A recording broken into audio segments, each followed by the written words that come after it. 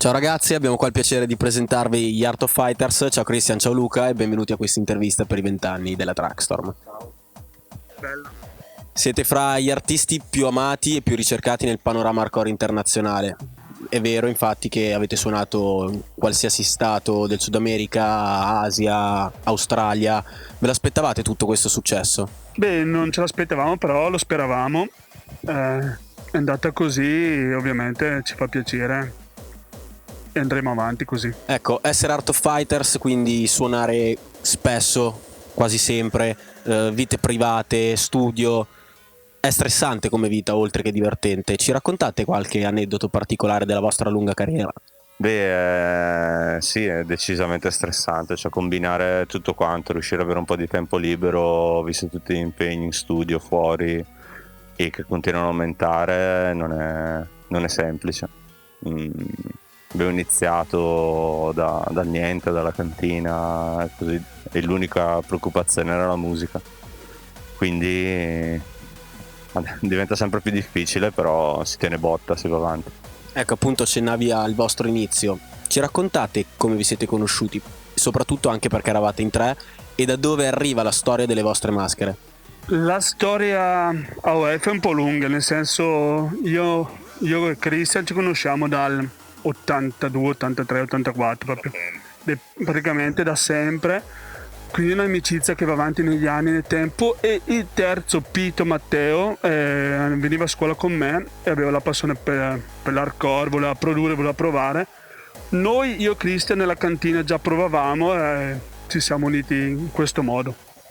Siete gli artisti più richiesti soprattutto grazie alla vostra storia e soprattutto grazie alle infinite hit che avete prodotto, quali The Beat Can Change, Artwork, Earthquake, Nirvana of Noise, Fuck You.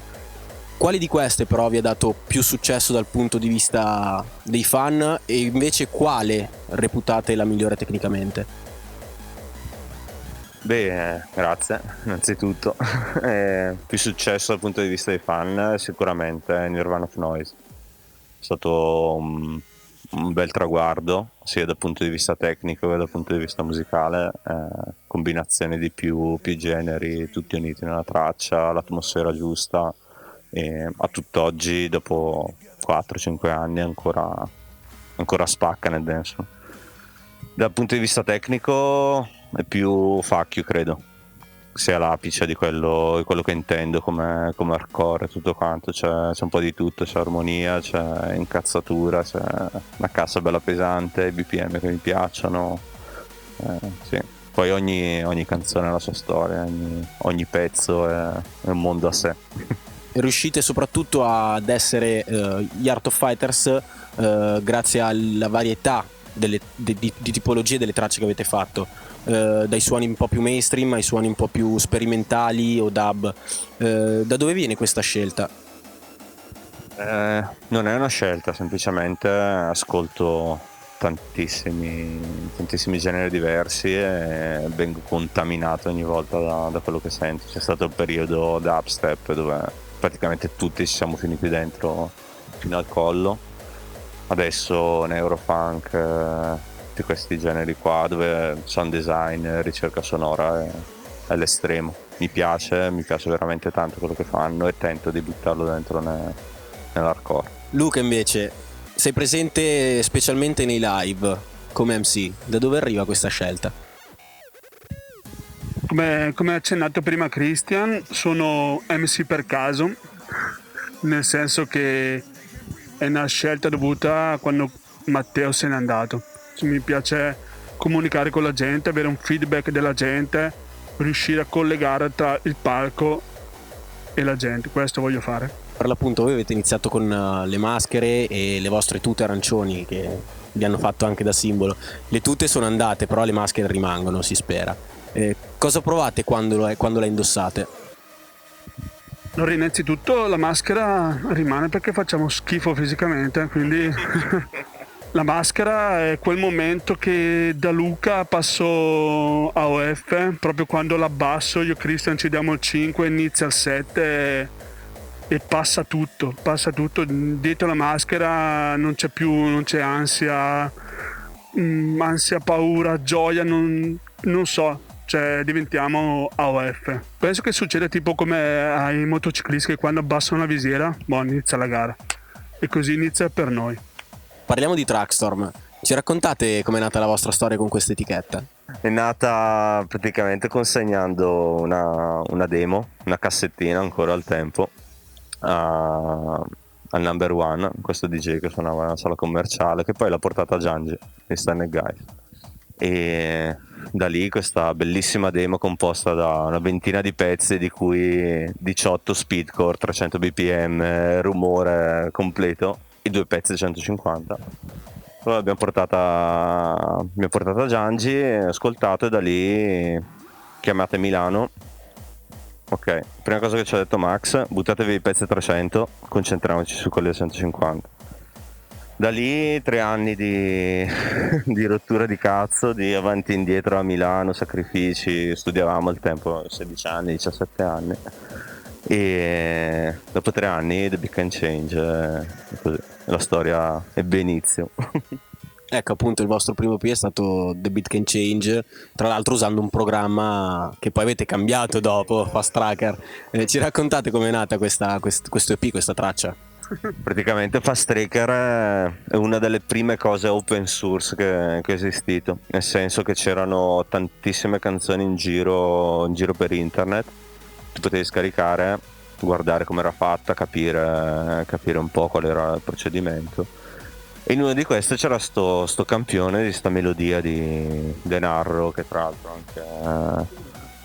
anche insomma, ho preso la melodia, messo sotto una cassa e fatto il pezzo. Considera che a 17 anni si sapeva minimamente che cazzo stavano facendo, se non è come adesso, non c'era un plugin, non c'era un cazzo, non c'era tutorial, non c'era nessuno che ti insegnava, a parte Max, per fortuna. Ma di quell'EP il pezzo che veramente merita è Hardcore Makes the World Move, che sul lato B è quella grande soddisfazione, ci ha fatto notare molto più di che The Beat Can Change. È stata la traccia che vi ha convinto e vi ha dato la certezza, la sicurezza che sareste diventati grandi? No, secondo me la convinzione è arrivata più tardi, con Artwork, con Earthquake soprattutto. Earthquake è stato veramente la volta. C'è qualche traccia in particolare che racconti una storia o un aneddoto, una vostra litigata, qualcosa? Tutte le tracce hanno una storia, hanno un riferimento, hanno un racconto. Di litigate no, pezzi che escono da una litigata no, Qualsiasi cosa, cioè può essere un momento particolare della vita, un momento felice, un momento stressato, un momento incazzato, può essere qualsiasi cosa, cioè ci sono state talmente tante situazioni, talmente tante cose successe in 15 anni che ti dico Revenge, per esempio, in quel momento lì incazzatura a livelli estremi. Nirvana invece in quel momento lì c'era proprio la voglia di spaccare tutto, di dimostrare. Pacchio, quelle invece ok, andiamo a divertirci. Resurrection, ok, ci sta bene, cioè facciamo festa. Ecco, voi fate parte di non solo di un'etichetta, di una grande famiglia. Cosa vuol dirne farne parte? Sì, come in tutte le famiglie ci sono i momenti dove si sta bene, ci sono i momenti dove ti odi, i momenti dove ti mandi a fare in culo, i momenti dove di nuovo tutti i fratelli e così. Ma questo è il bello. Questo è il bello che ci si tiene, si fa forza l'uno con l'altro, cioè non si molla mai. Se uno ha un momento di down, ci si aiuta tutti a vicenda. Questo è il bello di essere in Traxxon. Ha cambiato perché comunque ha cambiato perché continua con le tue passioni, vai avanti con le tue passioni, cresci con le tue passioni, e la cosa bella che sono 20 anni che è hardcore e è ancora hardcore. Ci spiegate il vostro rapporto con Max dei Stand Guys, cosa vi lega oltre al rapporto lavorativo e come vi siete conosciuti personalmente? Allora, parto dall'ultima, come ci siamo conosciuti appunto con la prima demo, mentre lui era nello studio di Viale Sarca a registrare i pezzi, e noi andavamo lì a rompere il cazzo, portare queste demo di merda. E cosa ci lega? Una passione comune, cioè prima che tutto una passione comune, sta lavorando per qualcosa assieme. E colgo l'occasione per ringraziarlo per 20 anni di aiuti, e tuttora ancora adesso quando ci mette becco nei pezzi il consiglio è sempre quello giusto. Beh, Max è il papà. Indubbiamente il papà, è come ogni papà, è un rompicoglioni, è un bastardo, è un grande, è un mito, è tutto quello che è un papà. Quindi noi gli vogliamo bene così. Questa dichiarazione d'amore però è così. Ecco, voi siete stati fra i primi ad essere entrati in questa etichetta, quindi l'avete praticamente vissuta appieno. Ci raccontate quanto è cambiata dal primo EP che avete lanciato nel 99 fino adesso? Quello che è cambiato è che comunque abbiamo iniziato per passione e dalla passione è diventato lavoro, quindi da passione produrre per divertirsi, è diventato qualcosa di più impegnativo, qualcosa che ti impegnava più tutto il giorno, qualcosa che di più concreto, con più soddisfazioni, ma molti più impegni e molte più ansie. Ecco, voi siete nati in 3, adesso siete rimasti solo in 2, però ci raccontate com'è nata la storia delle vostre maschere, soprattutto della figura degli Art of Fighters. Vai Luca.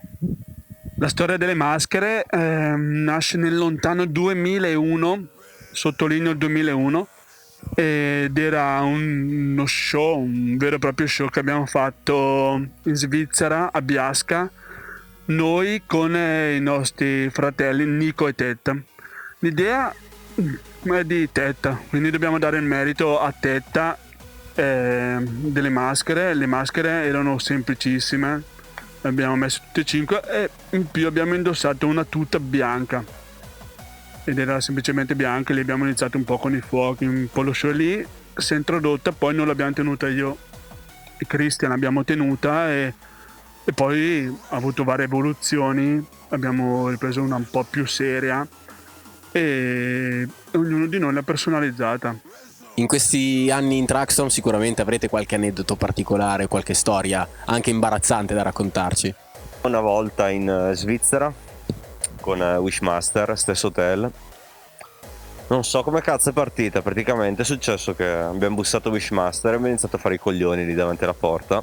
Tornato in camera, è arrivato lui a fare bordello con cose varie, e da lì degenero. Praticamente ogni volta, ogni 5 minuti qualcuno si inventava una cazzata, si presentava davanti alla porta, tipo non so, col divano messo davanti alla porta o le piante, sì, cazzate così, fino a quando è degenerato veramente, che ci siamo presentati con i fumogeni. L'armadio buttato giù dalle scale, cose così. Morale della favola, la mattina polizia in hotel per capire chi cazzo era stato. Belle cose, bei momenti. Come vedete la Traxxon fra 10 anni e soprattutto come vi vedete voi fra 10 anni? Fra 10 anni vedo ancora noi, ancora meno capelli. Già siamo a pochi capelli adesso, fra 10 anni sarà un problema. Inizieranno i primi bastoni, però saremo ancora i soliti coglioni, infatti non ci sentiamo l'età, cioè la vera cosa è che 20 anni sono passati ma siamo veramente identici. L'unica differenza è che ogni tanto ragioniamo con Nico e Tetta che una volta prima dei partivamo solo con i preservativi, adesso partiamo solo con le pastiglie, però pastiglie medicine. Questa è la vera differenza. Per 10 anni non lo so, sarà un problema.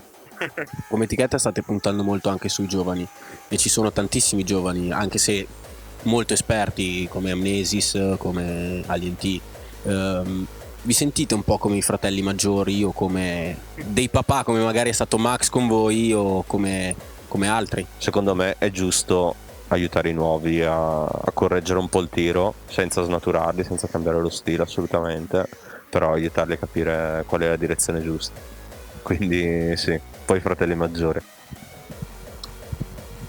Beh, io già quei bastardi di The Melodist e Andy già mi chiamano Andy Decor, già mi chiamano papà. Quindi fratelli un cazzo, però va bene così perché devono crescere i ragazzi e li aiuterò, vi voglio bene. Luca, c'è una traccia in particolare durante i live che ti dà la carica, ti fa esplodere su quel palco? Allora, oltre i classici, come abbiamo detto prima, da The Big Can Change, Earthquake, Artwork, quella che veramente mi dà la carica perché proprio vedo un feedback allucinante tutte le volte, tutte le sante volte che la mettiamo, è Nirvana of Noise.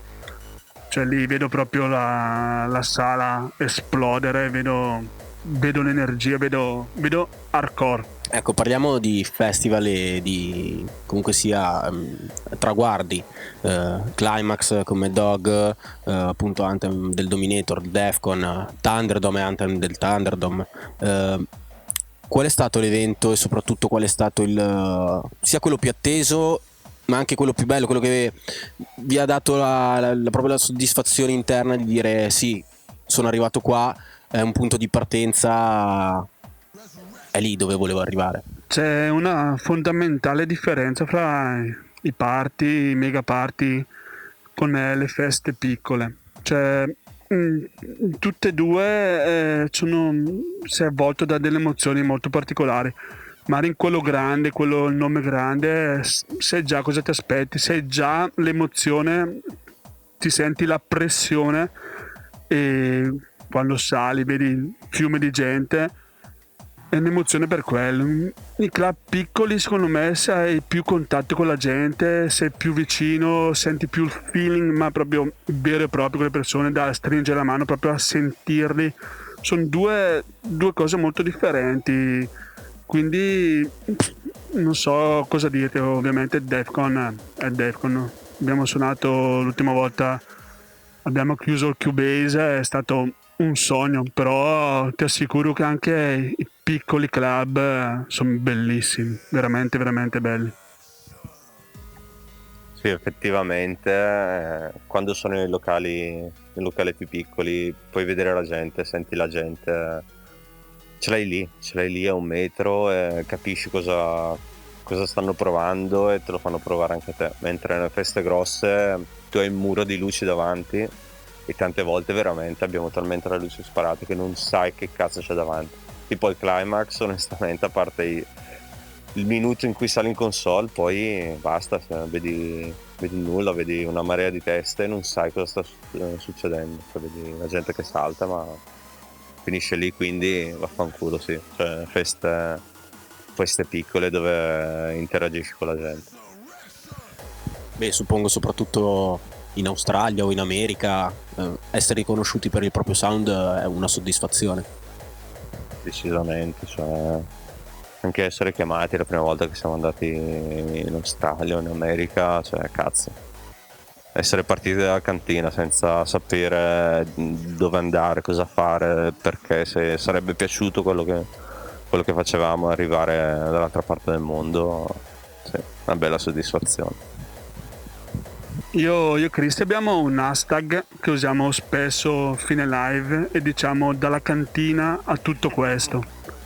A tutto questo perché comunque se vedete veramente la nostra cantina, dove abbiamo iniziato, che c'è lo stand di biancheria, il camino e la lavanderia, e quando suoniamo davanti a queste parti qua, ti dà delle grandi emozioni, dall'altra parte del mondo, non tanto che perché sei famoso, ma la gente che ti chiama per nome, perché la gente ti conosce, la gente che canta il tuo pezzo, quella è un'emozione. Cioè io l'ho già detto altre volte, altre interviste, non nego, proprio piange, a volte dietro questa maschera piangi. Christian, oltre al progetto Art of Fighters, anche insieme a Luca ti sei occupato del progetto Meccano Twins, This is Hardcore, Ness Cyclone. La tua vita è incentrata solo sull'hardcore? Sì, diciamo che ci ho dedicato la vita, ci ho veramente dedicato la vita e continuerò a farlo. Tento di fare il più possibile, di dare tutto quello che ho senza riserve e andare avanti. Adesso il progetto che mi rende orgoglioso è Next Cyclone, perché vedo questi ragazzi nuovi, The Melody, scusa, Excite, li vedo crescere ogni giorno di più, ogni release sempre meglio, e spero per loro di prendere il mio posto in futuro, comunque di suonare sugli stessi palchi. Luca, Christian fuori dalla maschera parla solo di musica. Io Christian parliamo di tutt'altro. Parliamo proprio di tutt'altro. Prima di tutto per me Christian non è Christian ma è Maga. Si sappia che non ho mai chiamato Christian in vita, cioè Mario all'inizio per me lui è Maga, è salvato Maga. E da magazziniere è una vecchia storia. E comunque, come abbiamo già detto prima, io e Christian ci conosciamo veramente dalla nascita, è una cosa molto particolare la nostra. È come quelli che ti domandano anche: ma tu ascolti hardcore? No, io in macchina non ho hardcore, assolutamente. Quindi io e lui quando parliamo non parliamo della nostra vita, parliamo dai problemi, dalle felicità, dalle gioie, di tutto. Siamo il mio migliore amico ed è così. Christian, invece ci racconti com'è Luca senza maschera e senza microfono? Luca senza maschera è brutto, è proprio brutto, pochi capelli, no, è un grande amico e sempre lo sarà, cresciuti assieme e si morirà sempre. Un miliardo di passioni, un miliardo di cose, sono felice, sono contento di aver fatto tutto questo percorso assieme e spero che duri ancora per tanto.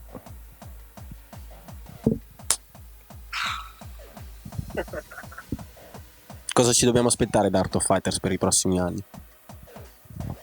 Quello che abbiamo fatto in tutti questi anni, continuare a fare musica, continuare a spaccare, continuare a salire sul palco e fare emozionare il più gente possibile. Quello che ci manca è la voglia di smettere, quindi i giovani si devono fare spazio e se lo devono fare con i coglioni.